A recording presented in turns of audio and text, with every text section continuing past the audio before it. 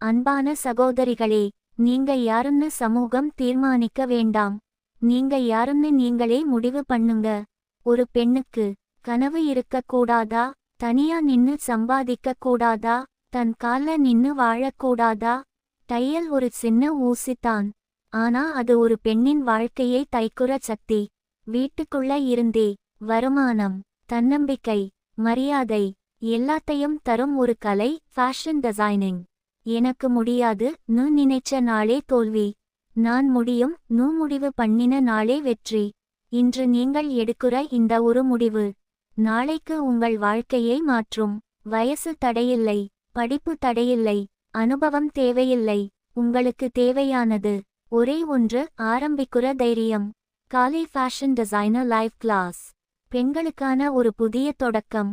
நீங்களும் உங்களுக்காக வாழ ஆரம்பிங்க.